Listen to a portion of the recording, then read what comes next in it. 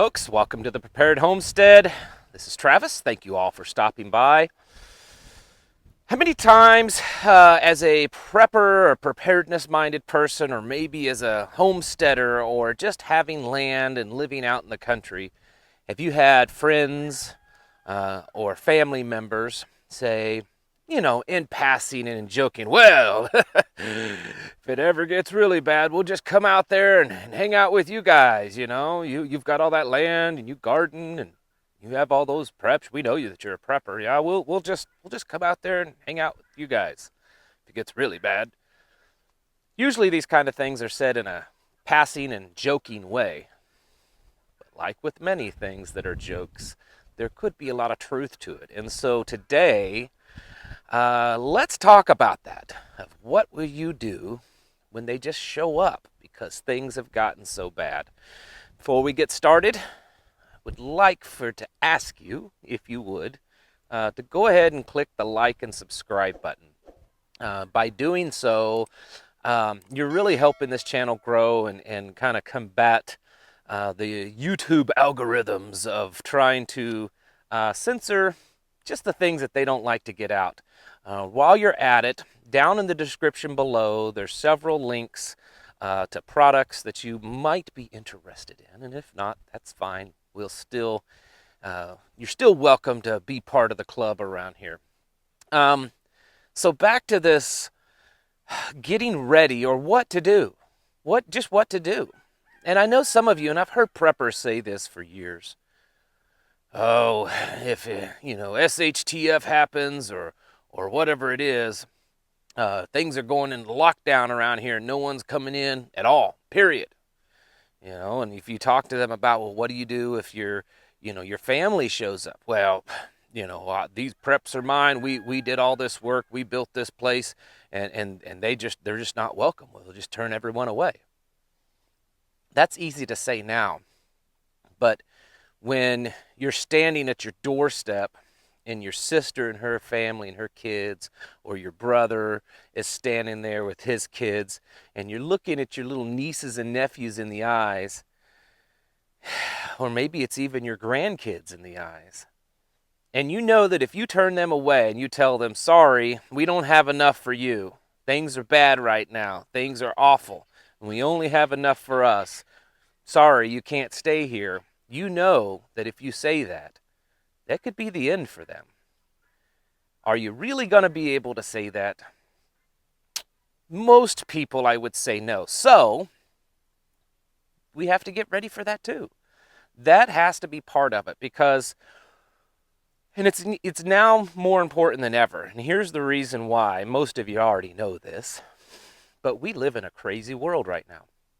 And even though you and I are very aware of what's going on, we talk about all the things that are happening every day that's getting worse and worse and taking every day more and more steps towards, chaos, civil war, totalitarian, control, tyranny, all this kind of stuff. We know about these things and we stay on top of it. But you know what? The rest of the world, the rest of the country, even though they don't stay on top of that, I would venture to guess that the vast majority of them, at least in their gut, is telling them that something is not right. Something's up. This could be bad. And there's this underlying worry and stress that's going on with a lot of people that they know that there's a possibility that things could just fall out from under them. The lockdowns, they're increasing just exponentially in places.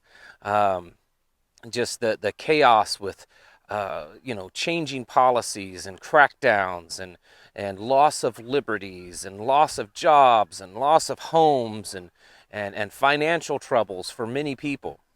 They see it happening and they know that there's a chance that things could go bad. And they want to live in this, lofty, cloudy, beautiful world where everything is just this perfect little haze, and they don't want to admit the truth of what's really happening. But when that does happen, what are they going to do? They're going to go to the people that they know in their lives that are most likely to have been ready for what has happened. And many of you have probably been trying to preach to your family and friends for years, telling them to wake up, prepare, get ready for this kind of stuff. And they just haven't listened to you. And then when it hits, they know, oh Bob, he's been a prepper for years. They live out there on that acreage, and they talk about how they big garden they put up every year, and they have chickens, and they put up a cow every year, and they'd have enough for everyone. And then they show up at your place, and then what do you do? So you have to figure that in. Here's some things that I would do. I would talk to them now, and they may laugh about it. They may kind of blow it off because so many people, they don't want to face reality because the reality is too scary. It's too dark.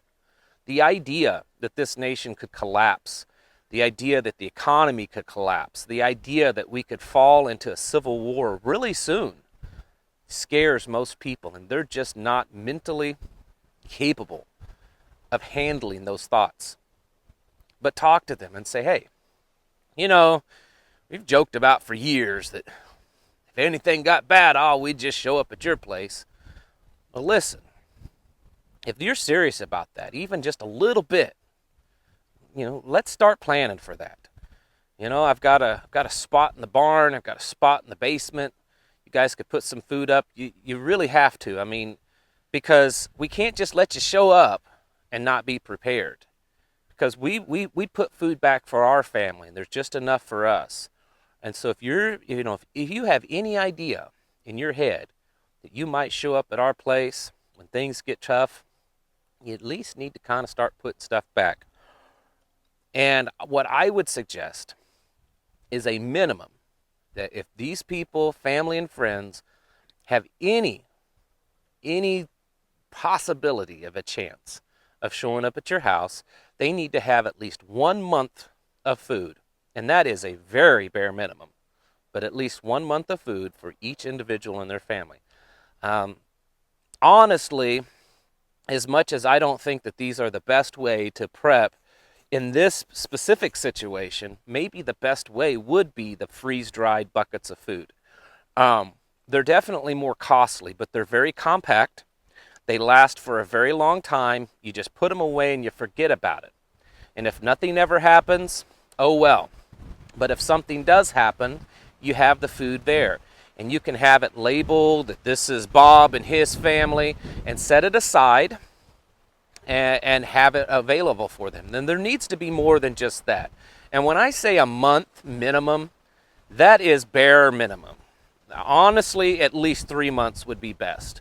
But here at my place, I would probably allow someone to come out here for a month.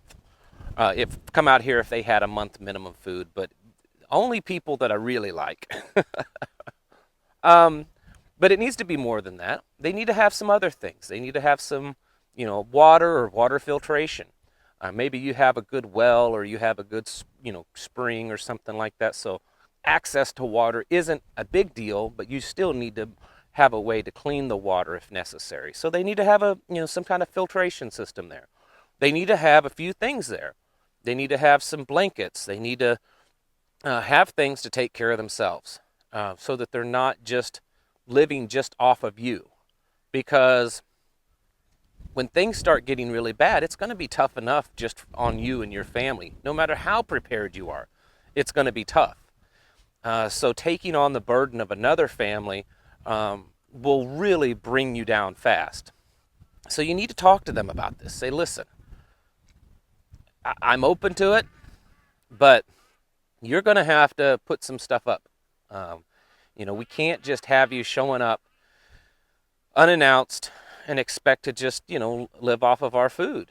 Things are getting rough out there. And, if you lose your job or you lose your home and, the economy gets real bad, or civil war, even extreme things happen, and you really want to get out, you need to put some stuff back. And maybe they just give you the money and you purchase it, or maybe they purchase it and you put it back. I wouldn't really push a lot of the prepper lingo of talking about it in a bug out situation and that, this can be your bug out place, because a lot of people that aren't into this might laugh and even pull away when using that type of terminology. Just say, hey, it's just, just put some stuff back. We've got a little spot that we can put your stuff in, and it'll be there for you. And if things get rough, you'll have it there available. Doing this kind of stuff is really important, and this would also include animals. If they're going to bring their little dog Spot, they need to have some dog food put back for them, or their cat, or whatever it is. This kind of stuff is a lot of times forgotten about, because we all think about, well, we're just going to take care of our own, and that's it. But we all have friends and family, and you know good and well that if things got really bad, folks like you are the ones they're going to turn to. And so you got to start preparing for that also. Now, another thing that you have to talk about is who's in charge. A lot of people think it should be like some kind of commune. And I did some research several years ago into the kind of the hippie communes, not because I cared about being part of them, but I wanted to learn of what went wrong. As you know, most of these hippie communes, they popped up and then they died off. And what was it that really happened that caused them to not be successful? In fact, there are a couple of that are still successful. There's one here in the Ozarks that started back in the 70s, and it still exists. And so I kind of looked into that. One of the things that I found is that there's no structure and there's no leadership in a lot of these. And so that needs to be established up front, beforehand. It's your property. You're the captain of the ship. You're the one that's taking charge. Now, of course, if everyone wants to sit around and have kind of a council meeting and discuss plans and put in their input into something, that's all fine. But at the end of the day, there needs to be one person that's pulling the trigger, one person that's finally making that final decision on which direction to turn that ship. Because if you have too many chiefs in the tribe, it's just not going to work. Establishing that ahead of time, so that if and here's the ideal situation. If it's, let's say it's your brother and his family, start the conversation now. And hopefully, because of the nature of 2020 and how things are crazy, they might actually open up this time and try to establish some ground rules.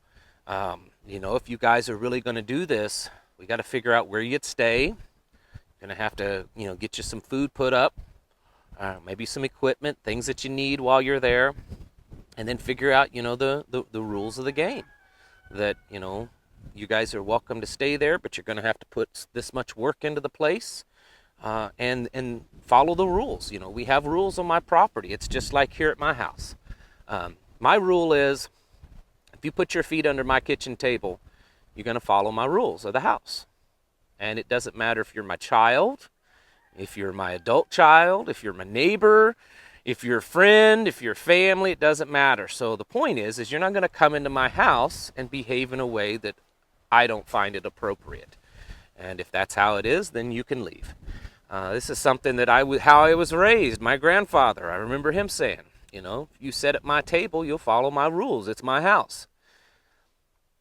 This is something that has to be established ahead of time. And I know that many of us in the prepping mindset, we kind of forget about this. We kind of push it aside and say, well, we'll just deal with that if it happens. Well, I assure you, if things start hitting the fan, if the economy collapses, or the elections throw everything in chaos, if there's civil war, if there's the great reset that's just thrust upon us, if there's chaos in the streets because of forced shots in the arm, whatever it is, when things get really bad, the people that you know that love you and you love them, that are friends and family, they're going to come to you because they know how you are. I know that's the case with me. I've got friends and family that they know who I am. They know what I do. They know how I live. They know how I think. They may snicker and laugh at it now. But when things get bad, guess who they're going to show up at? Begging for help. It's not because there's anything special about me. It's because they know that I'm ready and they're not. And that's going to happen to you also. So you need to take this time now to start getting ready. Make this, open the door of the conversation with your family. Get them to talk about it. Talk about prepping and stuff. Talk about, putting food back. And when they say, oh, if things got really bad, we just show up at your place, say, well, then let's start making plans for that. To stay there, you need a minimum of a 3-month food supply for everyone in your family. And I can help you do that. I can show you where to go and how to do it. We'll put it aside. We'll figure out where you guys would stay and make up a backup plan. I mean, it's just an insurance policy. Everybody has insurance policies. And the biggest thing is it insures you and your family so that you're not carrying the burden of everyone else, because every time you feed someone else outside of your family, you're taking a meal away from someone within your family. And that's not something that you want to do. So start the conversations now with your friends and family, the people close to you, that the ones that you would be okay with them showing up. If it's that coworker that you just cannot stand, and he happens to show up at your place, it'd probably be pretty easy to say, sorry, not happening. But those people in your life that you would care too much about to just turn them away in the dead of night, knowing that in you turning them away, they may not survive. Start that conversation now with them, because it'll happen whether you like it or not. While you're at it, if you want a little bit more hard-hitting discussions, I do those a lot of times over on the Patreon channel. I've been talking about this Operation Warp Speed, shots in the arms, and today we are talking about the erosion and loss of freedoms here in the United States, and how we are going to deal with that. Go over there to the Patreon channel. There's a link in the description below, and only for $1 a month, you can get your foot in the door. All right, guys and gals, thank you all for watching. I'll catch you in the next video.